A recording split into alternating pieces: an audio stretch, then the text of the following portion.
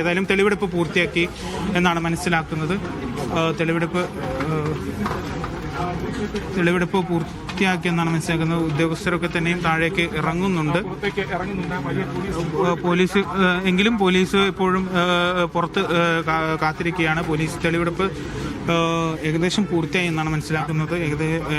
വെറും 15 മിനിറ്റ് അല്ലെങ്കിൽ 20 മിനിറ്റ്, അരമണിക്കൂറിൽ താഴെ മാത്രമാണ് തെളിവെടുപ്പിന് എടുത്ത സമയമെന്നാണ് മനസ്സിലാക്കുന്നത്. ഏതായാലും പോലീസ് സംഘം ഒരു മുകളിലേക്ക് പോയി പോലീസിൽ കുറച്ച് പേർ ഇപ്പോൾ പുറത്തേക്ക് വന്നിട്ടുണ്ട്. എങ്കിലും രാഹുൽ മാങ്കൂട്ടത്തിനെ പുറത്തേക്ക് എത്തിച്ചിട്ടില്ല. ഇവിടെ പോലീസ് വലിയ സുരക്ഷയും ഒരുക്കിയിട്ടുണ്ട്. പത്തനംതിട്ട തിരുവല്ല ക്ലബ് 7 ഹോട്ടലിലെ തെളിവെടുപ്പാണ് ഇപ്പോൾ പുരോഗമിക്കുന്നത്.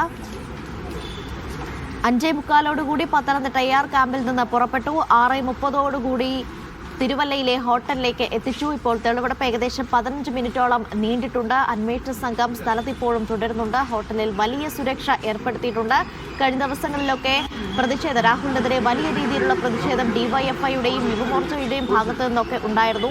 ആ സാധ്യതകളൊക്കെ കണക്കിലെടുത്താണ് ഈ ഹോട്ടലിന്റെ പരിസരത്തും വലിയ സുരക്ഷാ സന്നാഹം ഏർപ്പെടുത്തിയിരിക്കുന്നത്. ദൃശ്യങ്ങളിൽ കാണുന്നത് പോലെ തന്നെ വലിയൊരു പോലീസ് സംഘത്തിനിടയിൽ കൂടിയാണ് രാഹുൽ മാങ്കൂട്ടത്തിൽ കടന്നു വരുന്നത്. 6:30 അദ്ദേഹത്തെ തെളിവെടുപ്പിന് വേണ്ടി പ്രവേശിപ്പിച്ചു. ഇപ്പോൾ ഏതാണ്ട് 15 മിനിറ്റോളം നീണ്ടിട്ടുണ്ട് തെളിവെടുപ്പ്.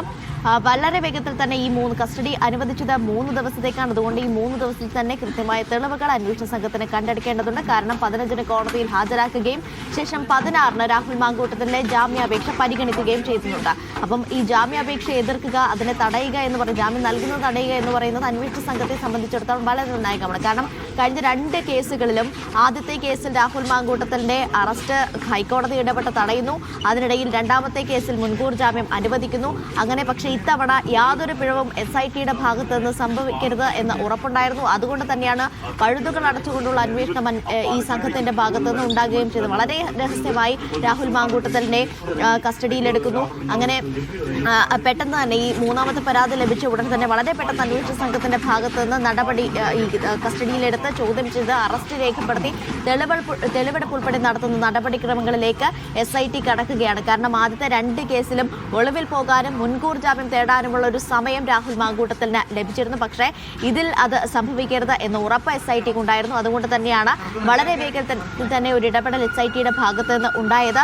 ഈ തിരുവല്ലയിലെ ഹോട്ടലിൽ എത്തിച്ചാണ് തന്നെ പീഡിപ്പിച്ചത് എന്നാണ് അന്വേഷണ സംഘത്തിന് യുവതി നൽകിയിരിക്കുന്ന മൊഴി. അതിന്റെ അടിസ്ഥാനത്തിലാണ് തിരുവല്ലയിലെ ക്ലബ് 7 ഹോട്ടലിൽ എത്തിച്ച ഇപ്പോൾ തെളിവെടുപ്പ് നടത്തുന്നത്. അതിലിപ്പോൾ അന്വേഷണ സംഘത്തിലെ ചിലർ താഴോട്ടേക്ക് ഇറങ്ങി വന്നിട്ടുണ്ട്. തെളിവെടുപ്പ് പൂർത്തിയായിട്ടുണ്ടോ എന്ന കാര്യത്തിൽ ഒരു വ്യക്തത വന്നിട്ടില്ല. രാഹുൽ മാങ്കൂട്ടത്തിന്റെയും മറ്റ് കുറച്ച് ഉദ്യോഗസ്ഥരും മുകളിൽ തുടരുന്നുണ്ട് എന്നാണ് മനസ്സിലാക്കുന്നത്. ഏതായാലും ദൃശ്യങ്ങൾ കാണുന്നത് പോലെ തന്നെ വലിയ സുരക്ഷാ സന്നാഹം ഏർപ്പെടുത്തിയിട്ടുണ്ട്. യെസ്,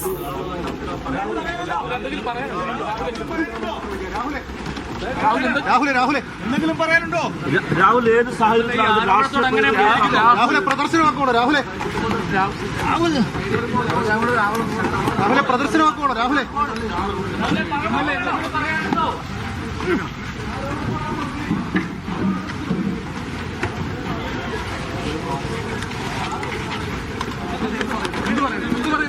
ആരോപണത്തോട് എന്തെങ്കിലും പറയാനുണ്ടോ?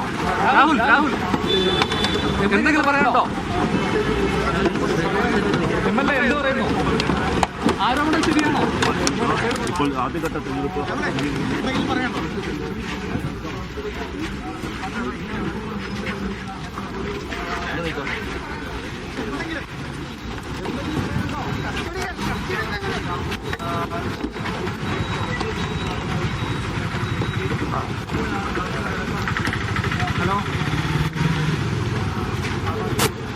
തിരുവല്ലയിലെ ക്ലബ് 7 ഹോട്ടലിലെ തെളിവെടുപ്പ് പൂർത്തിയാക്കി അന്വേഷണ സംഘവും മടങ്ങുകയാണ്. സ്ഥലത്ത് നിന്ന് മാധ്യമങ്ങൾ ആവർത്തിച്ച് ചോദിക്കുന്നുണ്ട് എന്തെങ്കിലും പറയാനുണ്ടോ എന്നുള്ള കാര്യം. പക്ഷേ ഈ ചോദ്യങ്ങളോടൊന്നും പ്രതികരിക്കാൻ രാഹുൽ മാങ്കൂട്ടത്തിൽ തയ്യാറായില്ല.